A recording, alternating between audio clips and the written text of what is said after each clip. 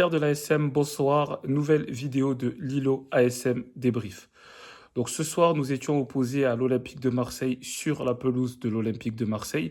Un déplacement qui, pour nous, s'annonçait très périlleux, car il ne faut pas oublier qu'on était sur des statistiques complètement décevantes en Ligue 1. Certes, il y a eu une éclaircie avec la victoire contre le Paris Saint-Germain, mais il ne faut pas oublier que sur nos 5 dernières confrontations en Ligue 1, l'AS Monaco était quand même sur 4 défaites 4 défaites en championnat. Donc même si effectivement il y a eu une éclaircie sur le match contre le Paris Saint-Germain, il y a eu une autre éclaircie sur le match contre Galatasaray, il en est ni plus ni moins que ce soir, pour notre déplacement sur la pelouse de l'Olympique de Marseille, nous ne partions pas favoris du tout. Et au contraire, on partait avec une recherche de confiance, on cherchait à se rassurer, on cherchait à capitaliser sur le match plutôt convaincant que nous avions réalisé contre Galatasaray. Et force est de constater que la logique a été respectée puisque l'Olympique de Marseille s'est imposé. Pourquoi je dis que la logique a été respectée? La logique, elle a été respectée parce que aujourd'hui, on s'est retrouvé face à deux équipes qui, même si elles ont fait jeu égal, et même si je pense que sur le match, l'AS Monaco doit s'imposer parce que un bon nombre d'occasions qui ont été vendangées, je pense que la logique a été respectée face à une équipe qui, sur le mercato d'été, a bien recruté, qui s'est bien autofait, qui a une équipe titulaire avec des remplaçants au niveau des titulaires et une autre équipe qui a refusé de dépenser, qui n'a pas un effectif qui pour moi est taillé pour pouvoir jouer sur plusieurs tableaux et qui a un effectif trop peu homogène, trop peu homogène. Je suis désolé, hein, je suis désolé pour ceux qui vont me trouver dur. Ça s'est encore vu ce soir. Ça s'est vu ce soir. Euh, on est frustré parce qu'on se dit que l'AS Monaco a été bon. Mais est-ce que ce sont les 11 joueurs présents de l'AS Monaco sur le terrain qui ont été bons? Ou est-ce que c'est plutôt quelques joueurs de l'AS Monaco qui ont été bons et qui ont gommé les erreurs individuelles des autres? Moi, clairement, j'ai envie de vous dire que ce soir, sur la pelouse, tu as certes un Vanderson qui a été monstrueux, qui retrouve son niveau d'avant. On a eu un Thilo Kehrer qui a quand même été intéressant ce soir. Au milieu de terrain, on a eu un Lamine Camara qui a été stratosphérique, associé à un Alexander Golovin devant, qui a été stratosphérique également. Mais par contre, tous les autres éléments qui ont gravité autour ont cruellement été en difficulté sur le match. Je pense à Mohamed Salissou qui a été en difficulté sur ce match, Caio Henrique dont le rendement offensif n'était pas vraiment au top et défensivement, je dois quand même lui rendre hommage parce que il a eu un match difficile à gérer contre Mason Greenwood et il s'en est super bien tiré, mais ça a été au détriment de ses exécutions offensives. Et après, pour gérer un Greenwood quand tu as un Golovin qui fait cet abattage défensif-là, c'est beaucoup plus facile à gérer. C'est beaucoup plus facile à gérer. Mais par contre, moi, Denis Zakaria ne m'a pas convaincu au vu de son CV, au vu de son statut dans le vestiaire. Je trouve que c'est pas un match abouti de sa part ce soir. Takumi Minamino, franchement, qu'est-ce que tu veux gagner à l'OM quand tu joues avec Takumi Minamino en 10? Mais je suis désolé que moi, si je découvrais ce joueur ce soir, tu me dis qu'il a joué à Liverpool, je te traite de menteur. Je te traite carrément de footix si tu me dis que ce joueur-là a joué à Liverpool. Si je ne le vois pas écrit, si je le vois pas écrit et gravé au sein de la FIFA, que Takumi Minamino a bien été licencié à Liverpool, je te dis, menteur, footix, il n'a jamais joué à Liverpool, ce gars. Comment tu peux espérer gagner contre l'OM quand toute, toute ton équipe ce soir reposait sur 4 joueurs qui étaient au niveau?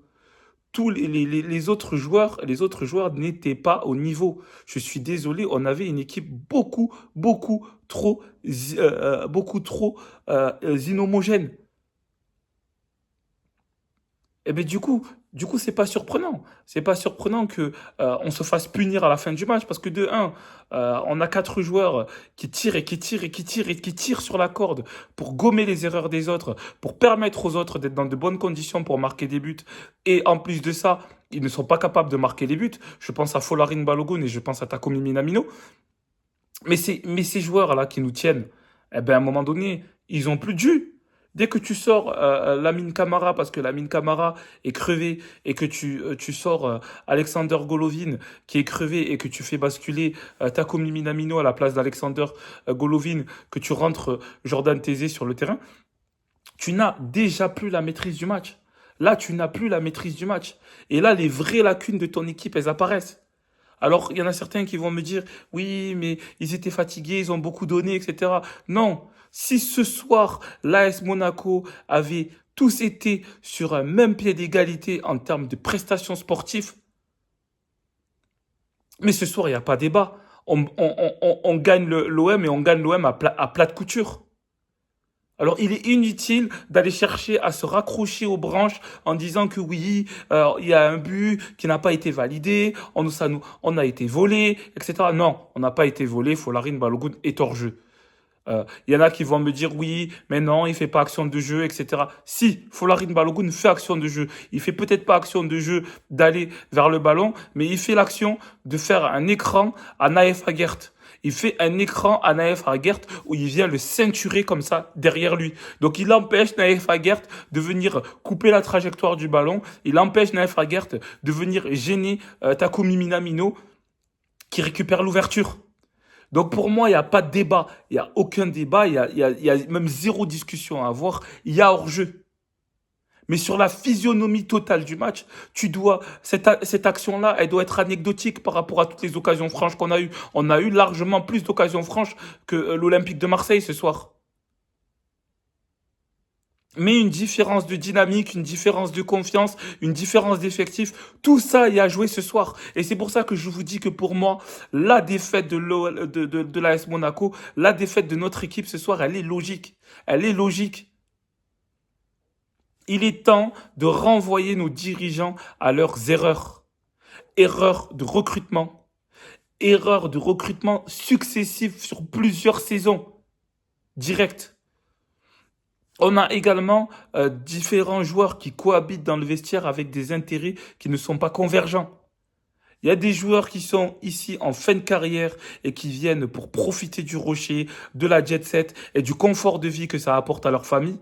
Quand il y a d'autres joueurs qui viennent au rocher en préformation, ils viennent pour faire leurs prestations, pour gagner en visibilité et pour aller jouer plus haut, pour aller jouer dans des championnats plus prestigieux ou dans des équipes plus prestigieuses.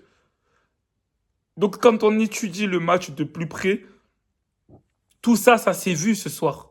Il y a une différence entre une équipe qui tire tous dans le même sens, comme l'Olympique de Marseille, et cette équipe de l'AS Monaco, dont les joueurs jouent avec des intérêts divers, et dont l'écart de niveau et l'écart d'homogénéité est flagrante.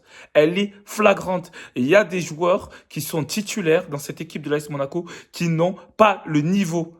Et je vous le dis, ces joueurs-là, même si on devait les refiler à nos concurrents en Ligue 1, les joueurs auxquels je pense ne sont pas titulaires dans les 10 premières équipes au classement de la Ligue 1. Ils ne sont pas titulaires, ces mecs-là, là-bas. Et pourtant, ils se retrouvent dans l'AS Monaco, qui est un des plus grands clubs de Ligue 1. Que ce soit historiquement ou etc. On est l'un des plus grands clubs de Ligue 1. Donc non, ce soir, je suis frustré, comme vous tous. Je suis déçu, comme vous tous. Je suis amer, comme vous tous. Mais pour autant, c'est une défaite qui n'est pas illogique. De toute façon, on va le voir en détail tout de suite pourquoi, puisque nous allons passer à l'analyse tactique du match. Analyse tactique.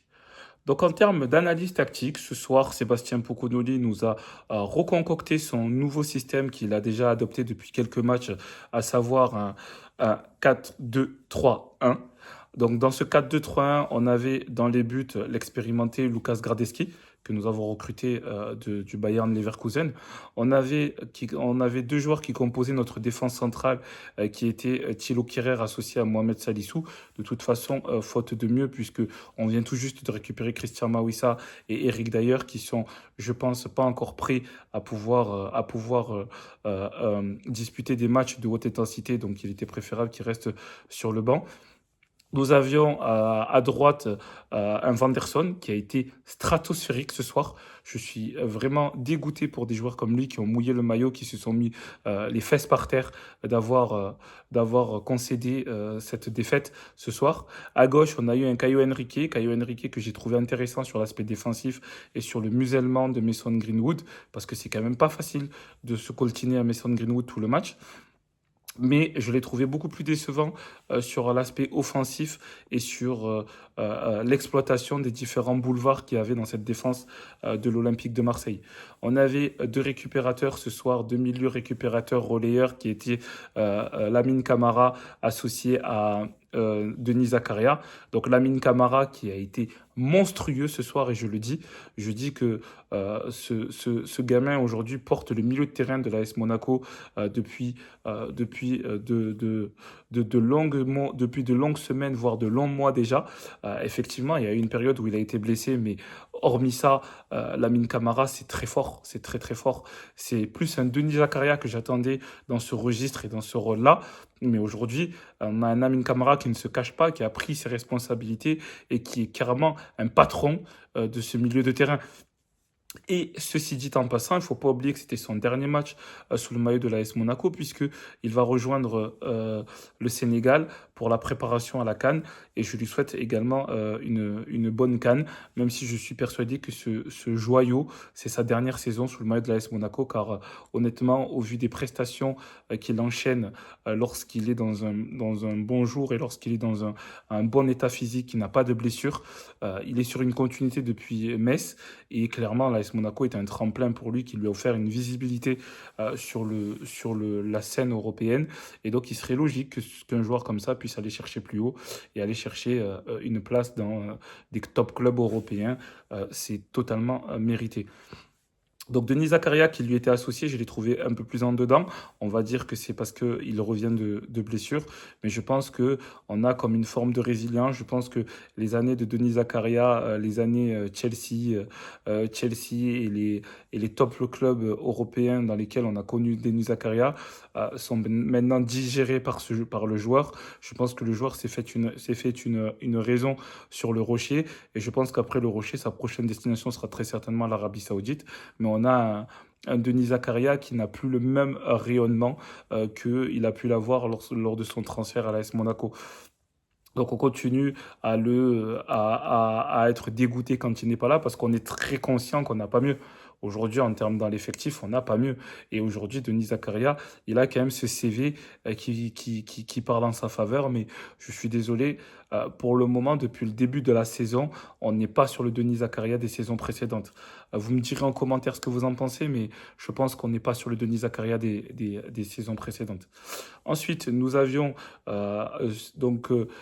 milieu ailier droit, on avait Marnez Sakliouche. Marnez Sakliouche aussi, sur lequel je suis déçu quant à sa prestation, je vous le dis tout net. C'est notre meilleur joueur, c'est un international français. Aujourd'hui, sur un match de ce niveau-là et sur un match comme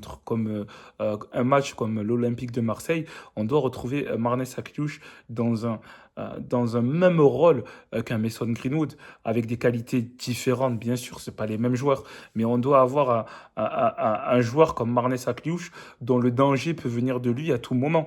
Et aujourd'hui, c'était pas le cas. C'est pas du tout ce que j'ai vu. Moi, j'ai trouvé Marnez Sakliouche en manque d'inspiration quand il avait le ballon. Je l'ai pas trouvé au niveau des duels physiques qui lui a été imposé ce soir sur le match. Donc, je suis désolé, mais ça suffit pas. Je le disais, hein, quand on va décrypter là, cette rencontre tactiquement, vous allez voir que c'est quelques joueurs qui ont rendu le AS Monaco bon ce soir. C'est quelques joueurs qui ont gommé l'inefficacité des autres. C'est quelques joueurs qui ont fait effacer le fait que d'autres joueurs n'étaient pas au niveau. À côté de Marnez Saklouche, tu avais en numéro 10, 9 et demi, Takumi Minamino. Mais Takumi Minamino, euh, il traverse l'AS Monaco.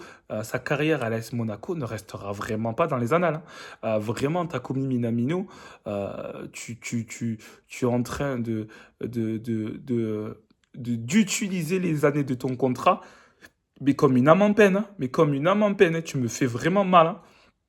On a pensé que avec l'arrivée du prédécesseur de Sébastien Pocognoli à 18 heures, qui t'a connu à Salzbourg, on a pensé que tu allais te refaire la cerise, etc. Tu nous as fait deux, trois bons matchs, histoire de nous passer un peu de vaseline avant je vais pas dire les termes parce que on est sur les réseaux et que il faut éviter d'avoir un langage comme celui-là, mais vous avez compris le cœurier. Et le cœurier, je suis désolé, Takumi Minamino. Alors, on en a vu hein, des escroqueries sur le maillot de l'AS Monaco. Mais Takumi Minamino, ça en est une belle, hein. Ça en est une belle, belle, belle escroquerie. Parce que franchement, ce joueur, hormis son CV, c'est là où tu vois toute l'importance des agents dans le football, hein. Il suffit vraiment d'avoir un bon agent dans le football pour faire une belle carrière. Parce que franchement, ses prestations sur le terrain, moi, elles me laissent de marbre. Je suis un recruteur, je le regarde même pas. Je ne le regarde même pas. Ensuite, nous avions côté gauche, on avait Alexander Golovin. Alexander Golovin. Mais Alexander Golovin, mais quel joueur! Quand ce joueur est débarrassé de ses pépins physiques, quand ce joueur est à 100% de ses moyens techniques et physiques, je suis désolé, il fait partie des meilleurs prospects de Ligue 1. Et je le dis et je ne me cache pas, Alexander Golovin, quand il est à ce niveau-là, c'est-à-dire le niveau qu'il avait en Russie, en équipe nationale de Russie, en sélection de Russie quand on l'a recruté et qu'il avait dans son ancien club, j'ai oublié dans quel club de Moscou il jouait, mais peu importe, où il avait ce niveau-là, je suis désolé, Alexander Golovin, il n'y a pas beaucoup de joueurs meilleurs que lui en Ligue 1. Il n'y a pas beaucoup de joueurs meilleurs que lui en Ligue 1. Et ce joueur-là a gommé les erreurs de tout le monde. Il a gommé les errances des milieux de terrain. Il a gommé les errances de son latéral, Caio Henrique, défensivement. Il a essayé de gommer, du coup, d'agir en deuxième lame sur les erreurs de Folarin Balogun et de Marnez Sakliouche et de Takumi Minamino. Je suis désolé, ce joueur-là était partout ce soir. Et la preuve, dès lors qu'on l'a sorti, on a pris un raz-de-marée. On a pris la marée. On a pris la marée parce que l'impact défensif en première ligne était plus le même. Et il était clairement plus le même. Et en pointe, tu avais Folarin Balogun. Folarin Balogun, ce joueur, c'est ma frustration. Mais c'est ma frustration. C'est un joueur qui est rapide, qui est puissant, qui aime être au duel. Mais il manque cruellement d'intelligence, ce joueur. Je suis désolé, c'est pas un joueur intelligent. Il n'est pas intelligent dans son placement. Il n'est pas bon il est pas bon dans le dernier geste devant le gardien. Et c'est quand même ce pourquoi on le paye. Disons-nous-le en passant. C'est ce pourquoi on le paye. Mettre le ballon au fond des filets. Mais Folarin Balogun, il lui faut combien d'occasions avant d'en mettre une au fond? Est-ce que quelqu'un peut me dire combien d'occasions il faut à Folarin Balogun avant d'en mettre une au fond?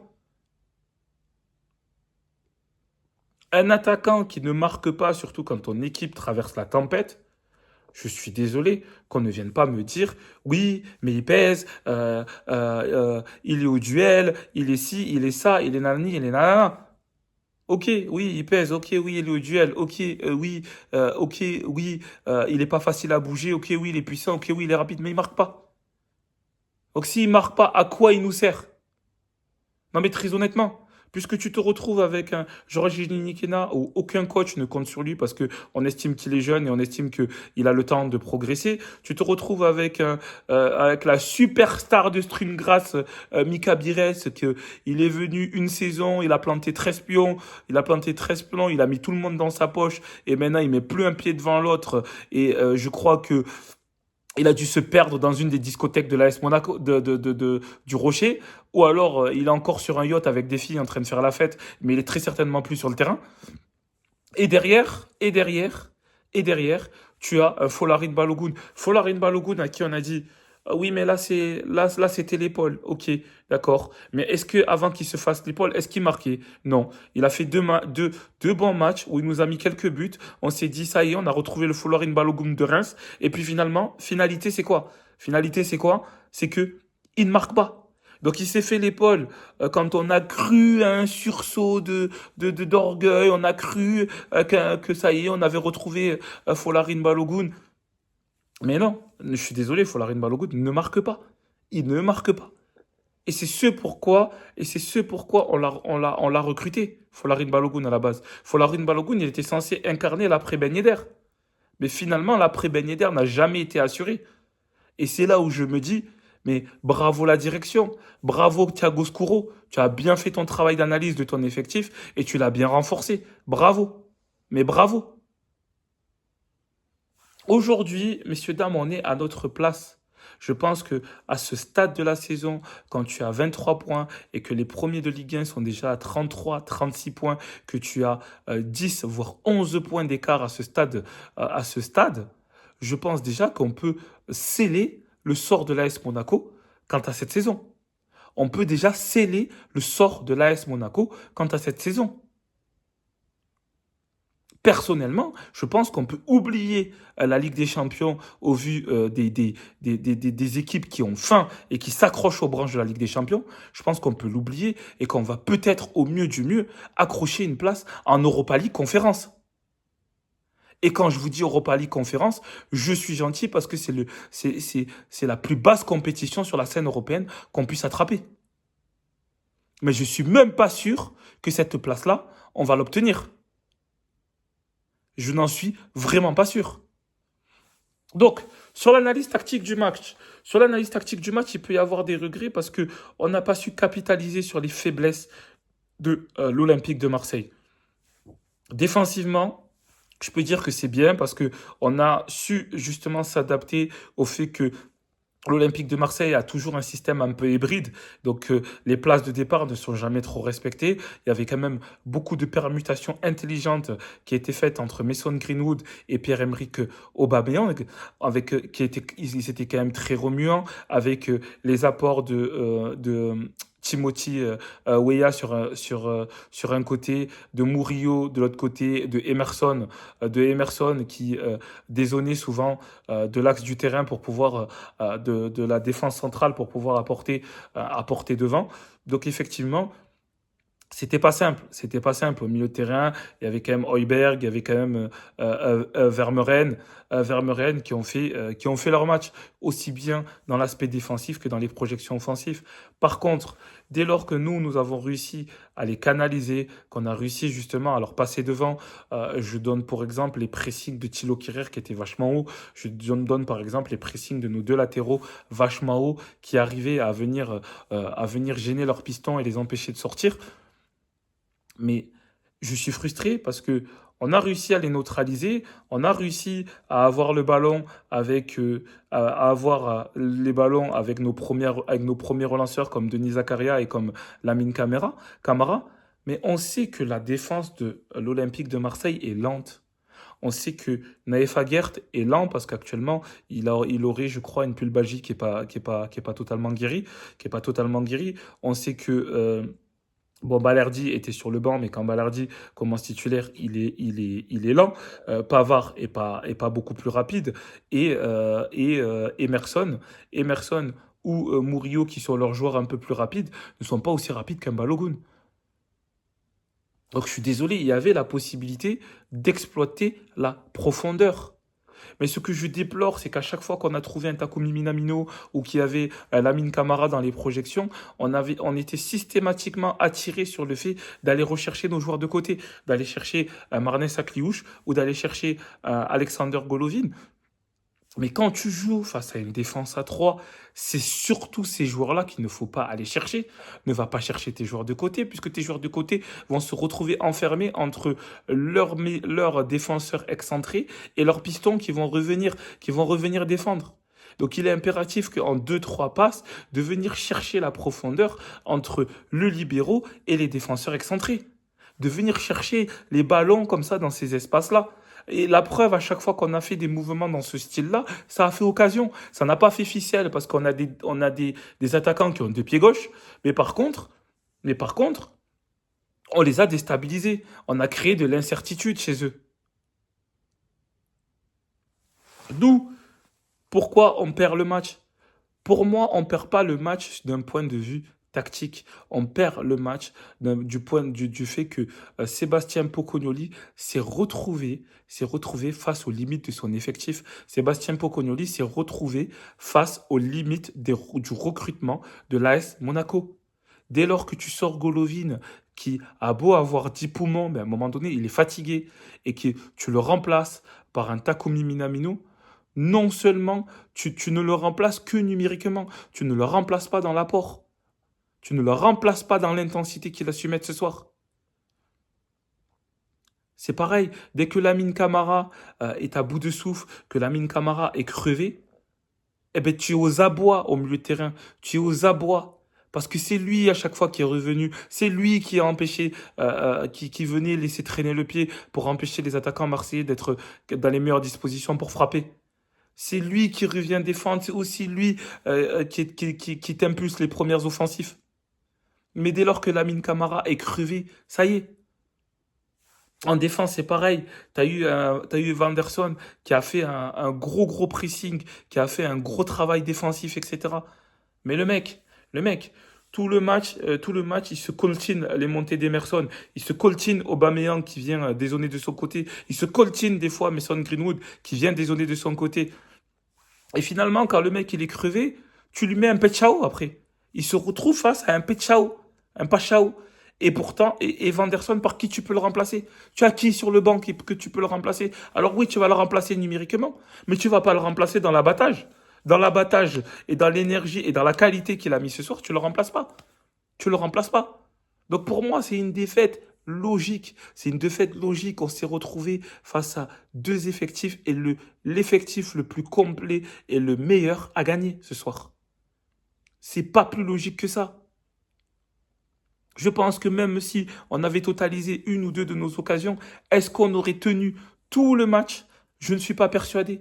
Parce que tu n'as pas la profondeur de banc, tu n'as pas la profondeur d'effectif pour garder le score ce soir à l'Olympique de Marseille. Qui, eux, ont deux équipes types. Ils ont deux équipes types, ces mecs-là. Donc Thiago Scuro, merci de nous avoir mis dans la merde. Aujourd'hui, nos meilleurs joueurs, eux, ils vont continuer à faire leur match dans l'espoir de trouver une porte de sortie pour l'été prochain. En attendant, nous les supporters, on ne trouve pas de porte de sortie. Nous, il n'y a pas de mercato. Nous, on a signé à vie. Donc il serait temps de nous le rendre et il serait temps de nous le rendre dans la politique de recrutement, de nous le rendre dans la gestion du club et de nous le rendre dans les ambitions sportives affichées.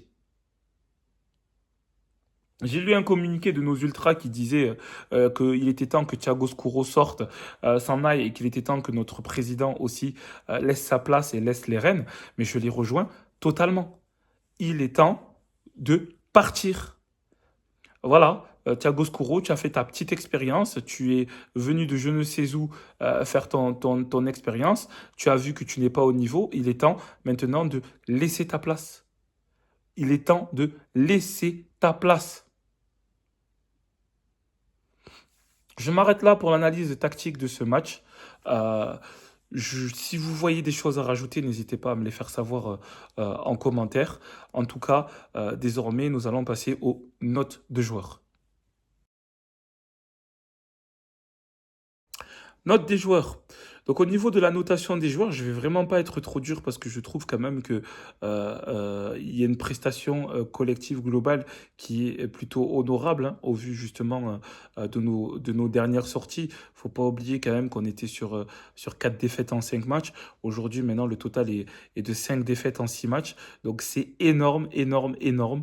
Mais tout de même, il y a quand même eu des joueurs qui ont su tirer leur épingle du jeu de ce match et d'autres joueurs qu'on a connus beaucoup en difficulté qui ont quand même su se hisser au niveau ce soir, même si malheureusement on n'est pas récompensé et que ça fait une défaite de plus ce soir. Mais au niveau de la note des joueurs, dans les buts, Lucas Gradeschi, je vais te mettre la note de 6 parce que certes, tu prends ce but pour lequel tu peux rien faire, hein. Tu prends un missile de Mason Greenwood à bout portant. Honnêtement, il n'y a pas grand-chose à faire. Mais sur ton match, tu t'es montré plutôt rassurant. Tu as su faire les arrêts qu'il fallait quand il fallait les faire. Et ça fait bien longtemps qu'on n'a pas eu un gardien aussi rassurant dans les buts de l'AS Monaco. Donc je vais te mettre la note de 6 ce soir. En latéral droit, Vanderson, honnêtement, c'est juste parce qu'il y a la défaite que je te mets pas un 8 ou un 9, hein. Mais ce soir, je vais te mettre la note de 7 parce que je t'ai trouvé très monstrueux.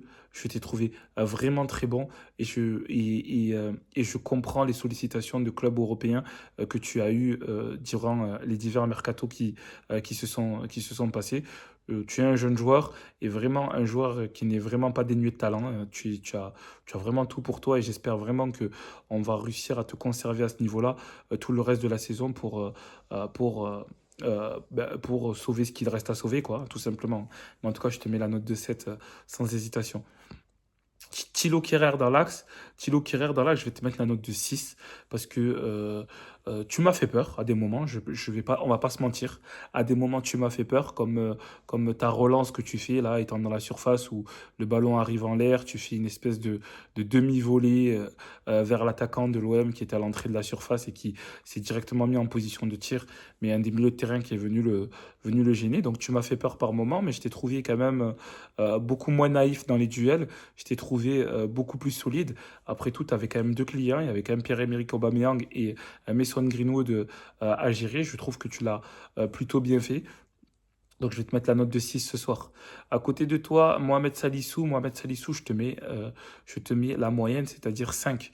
Je te mets 5 parce que tu me convaincs pas. Franchement, tu me convaincs pas. Tu me convaincs pas, tu es une force de la nature.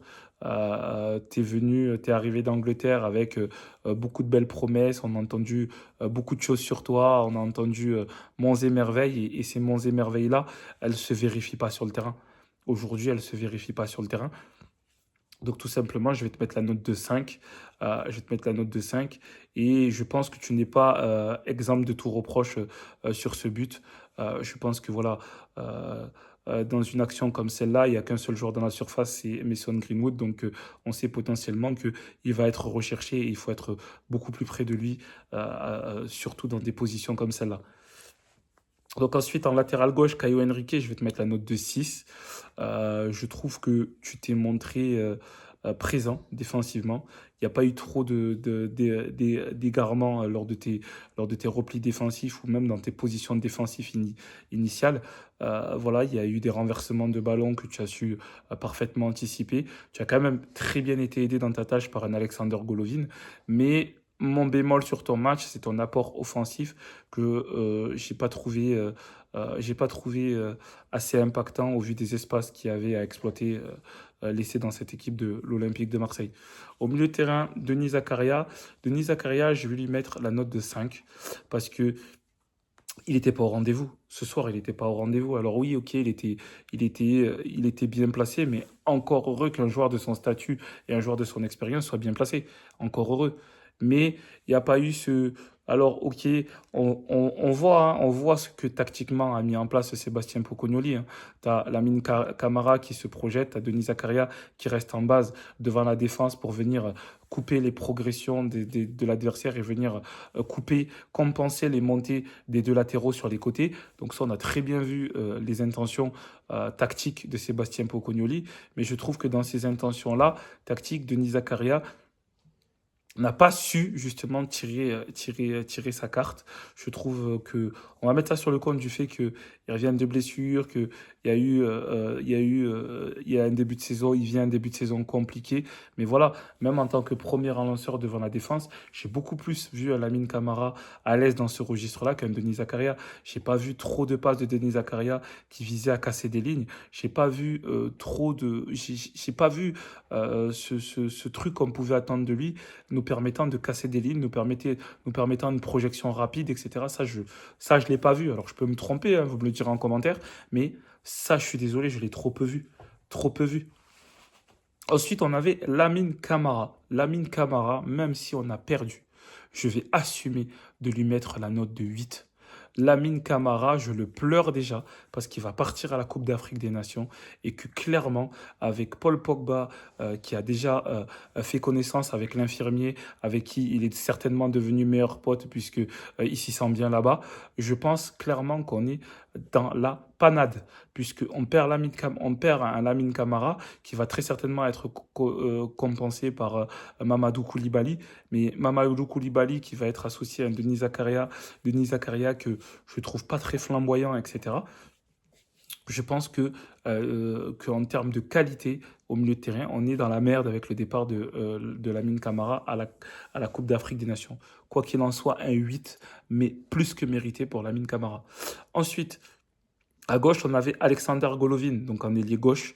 Et lui, je vais également lui mettre la note de 8. Il a fait un très gros match. Le seul truc qui manque pour valoriser son match, c'est un but. C'est tout ce qui manque pour valoriser son match. Mais il est partout. C'est un coéquipier modèle. C'est un joueur d'équipe que tous les effectifs rêveraient d'avoir. C'est pas possible. Des joueurs, il me fait penser un peu au Paris Saint-Germain dans la mentalité. Attention, je parle pas dans la qualité. Dans la mentalité, il me fait penser à Kvaratskhelia. C'est des joueurs qui ont le sens de l'équipe, qui se sacrifient pour l'équipe, qui courent partout, qui donnent tout ce qu'ils ont tant qu'ils sont sur le terrain. Et franchement, ça fait plaisir d'avoir un Alexander Golovin à ce niveau-là. Donc un 8, mais plus que mérité. Ensuite, Takumi Minamino. Takumi Minamino, je lui mets la note de 4, mais un 4 sans hésitation. Takumi Minamino, je suis désolé, mais alors, euh, ton passage à l'AS Monaco, je le redis, hein, il restera pas gravé dans les annales. Hein. Il restera pas gravé dans les annales. Hein. Tu vas t'ajouter à notre longue liste de flops. Et si Thiago Scuro faisait l'erreur de renouveler ton contrat, mais je l'accuserai de prendre des billets sous la table. On ne te veut plus, Minamino. Et j'ai le regret que ce soit Ben Seguir qui soit parti et toi qui sois resté. Mais on ne te veut plus. Franchement, si tu pouvais prendre le large et très loin, en plus, c'est pas compliqué, il y a des yachts qui traînent juste en bas. Juste en bas du rocher, il y a tout plein de yachts. Prends-en un, prends le large et du balai. On veut plus de toi. Ensuite, côté droit, on avait Marnès Sakliouche. Donc Marnès Sakliouche, c'est pareil, je vais lui mettre la note de 5. Je suis désolé, c'est un international français. On connaît la qualité du bonhomme. Il nous a déjà sauvés. Toute la saison dernière, c'est lui qui nous a portés. Mais où est passé ce Marnès Sakliouche-là? Je l'ai trouvé beaucoup trop timide sur ce match. Pas au niveau dans les duels physiques qui lui a été proposés par l'adversaire. Pas au niveau dans l'inspiration technique, pas au niveau dans les ouvertures trouvées dans la profondeur qu'un joueur avec la qualité technique qu'il a aurait pu distiller à Folarin Balogun ou à d'autres. Il n'a pas su faire jouer ses copains. Je ne l'ai vraiment pas trouvé dans un grand soir ce soir, Marnès Sakliouche, mais ça fait plusieurs soirs que je ne le trouve pas dans un bon soir. Et en pointe, Folarin Balogun. Folarin Balogun, en pointe, je vais lui mettre la note de 5 parce que même s'il y a eu beaucoup d'abattage énergétique de proposer, même si Folarin Balogun est très généreux dans les efforts, faut pas oublier que c'est un attaquant et que ce qu'on veut d'un attaquant, c'est qu'il marque des buts. Par habitude, vous le savez, je ne note pas les remplaçants, surtout que ce soir, les remplaçants n'ont pas forcément influé positivement sur le déroulé de la rencontre. Donc, je ne vais pas noter les remplaçants. Je vous laisse me dire en commentaire quelles sont vos notes à vous. En attendant, nous allons passer du coup au top flop de ce match. Top flop du match. Donc, en termes de top flop sur ce match, donc au niveau des tops, il y a des tops logiques qui se dégagent sur le match. Hein. On a un Lamine Camara qui fait partie des tops, qui est sur trois quatre gros matchs de suite où vraiment on se demande où est-ce qu'il va s'arrêter ce gamin, quelles sont les limites à sa progression, parce que franchement, il est sur une très bonne pente, très bonne une très bonne montée et je pense qu'on n'a vraiment pas encore vu tout le talent de ce jeune joueur et je pense honnêtement qu'il va gagner énormément en visibilité à la CAN parce que croyez-moi, retenez ce que je vous dis, Lamine Camara va en éblouir plus d'un pendant cette Coupe d'Afrique des Nations. Deuxième top de ce match, je vais mettre Alexander Golovin, puisqu'Alexander Golovin a fait tout simplement un match fabuleux. Il a vraiment été très bon. Il a compensé les erreurs de tous ses coéquipiers. Il fait jouer ses coéquipiers. Il ne rechigne pas sur les efforts. C'est vraiment un coéquipier modèle. Et donc, je vais mettre Alexander Golovin en deuxième top de ce match. Enfin, mon troisième et dernier top, ce sera Vanderson, qui fait qui a fait un super match ce soir. On a trouvé un Vanderson, je l'ai trouvé très en jambes, que ce soit défensivement ou offensivement. Je l'ai trouvé très intelligent dans ses choix. Et encore une fois, on lui doit quand même une fière chandelle parce que s'il ne fait pas la faute sur Peichao, qui sait ce qui peut arriver lors de ce contre de l'Olympique de Marseille. Donc, troisième top du match, Vanderson. Au niveau des flops, sans surprise, je vais mettre en tête de liste Takumi Minamino. Takumi Minamino, au-delà de ne pas apporter grand-chose défensivement, les seules choses qu'on te demande, c'est d'être bien placé offensivement. Et ça, c'est compliqué. Dans l'utilisation du ballon, c'est très compliqué. Et dans la finition, on l'a vu, c'est compliqué aussi, puisque tu n'es pas précis dans tes derniers gestes, tu vendanges énormément d'occasions. Donc Takumi Minamino, flop du match et un flop tout court sur le maillot de l'AS Monaco. Le deuxième flop que je vais désigner sur ce match, c'est Folarin Balogun que je vais mettre en flop, parce que Folarin Balogun, lui aussi, il a vendangé ce soir. Il y avait, avec un peu plus de justesse technique, beaucoup mieux à faire. Alors ok, dans l'impact, dans le duel, dans la générosité, tu étais présent, mais ce qu'on attend de toi en tant qu'attaquant, ça reste encore une fois de marquer des buts. Donc, je te mets en deuxième flop de ce match. Troisième et dernier flop sur ce match que je vais désigner. Je vais désigner Marnez Sakliouche en flop de ce match, puisque Marnez Sakliouche, pareil, je pense que un joueur de ta qualité et les espaces qu'il y avait à exploiter dans la défense de l'Olympique de Marseille, je pense que tu aurais pu beaucoup mieux faire et je pense que tu as la qualité de faire beaucoup mieux. Donc c'est tout pour les top flops de ce match. Dis-moi en commentaire quels sont tes top flops à toi. Dis-moi aussi si tu es d'accord avec les miens. Si tu ne l'es pas, dis-moi pourquoi tu n'es pas d'accord. C'est avec plaisir que je lirai les commentaires et que j'y répondrai. Donc en attendant, nous allons du coup passer au dernier chapitre de cette vidéo, à savoir du coup la préparation du prochain adversaire de l'AS Monaco. Prochain match de l'AS Monaco. Donc, prochain match de l'AS Monaco, ce sera un match qui va nous opposer à l'AG Auxerre sur la pelouse de l'AG Auxerre. Donc, ce sera pour un match de Coupe de France et non pas un match de championnat. Je pense que sur ce match-là, ça risque d'être l'occasion peut-être de faire un peu tourner l'effectif, de donner du temps de jeu à des joueurs qui n'ont pas de temps de jeu. Je pense à un Stanis Njumbo qu'on a recruté. Je ne sais toujours pas pourquoi, puisque sur ces quelques apparitions, je ne l'ai clairement pas trouvé au niveau et je ne sais clairement pas ce que Pocognoli va pouvoir faire de ce joueur. Après, je peux me tromper parce qu'on l'a quand même très peu vu, donc c'est compliqué de se faire une idée précise. Maintenant, est-ce qu'il faut faire tourner l'effectif pour donner du temps de jeu à des joueurs qui n'en ont pas? Essayer de faire retrouver un peu de confiance à Mika Biret, essayer de le sortir de son yacht et de sa vie de jet set pour le reconcentrer un peu sur le football. Alors après, apprendre tout ce que je dis au second degré, puisque vous vous doutez bien que je ne vis pas avec lui, donc je ne sais pas s'il fait la fête ou s'il traverse réellement une période compliquée au niveau footballistique. Quoi qu'il en soit, il n'est plus efficace et c'est ce que je retiens. Donc, est-ce qu'il faut faire tourner l'effectif ou est-ce qu'il faut mettre au contraire une équipe compétitive afin de jouer cette compétition à fond et de se raccrocher à la possibilité de gagner un titre cette saison, à savoir la Coupe de France au moins, puisque je pense que sur les autres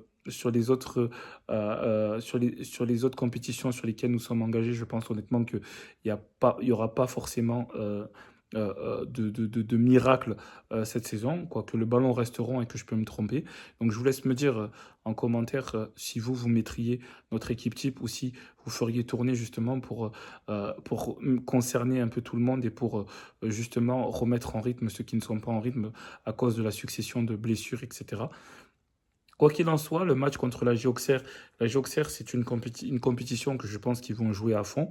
Il faut quand même faire gaffe à ce, si, alors, est-ce qu'ils vont jouer à fond, mais attention, j'allais dire qu'il fallait faire gaffe à certains joueurs, mais j'ai omis que ces joueurs-là vont partir à la Coupe d'Afrique des Nations et que on risque de jouer contre une équipe de la Auxerre qui va être très certainement amoindrie et, euh, et, euh, et avec un effectif sacrément décimé avec les départs à la Coupe d'Afrique des Nations. Mais attention, ça reste une équipe dangereuse et je pense que ce serait une catastrophe pour l'AS Monaco si au premier match engagé de Coupe de France, on venait à sortir précipitamment. Ça risquerait de nous mettre le moral davantage dans les chaussettes encore et ça pourrait vraiment, vraiment sonner une fin de saison compliquée. Donc c'est tout pour cette vidéo de Lilo ASM débrief. On se retrouve très certainement pour une prochaine vidéo après le match qui va nous opposer à la Géoxer en Coupe de France. D'ici là, je te laisse liker, t'abonner et commenter si tu ne l'as toujours pas fait. Je vous souhaite à tous un bon dimanche et une bonne semaine.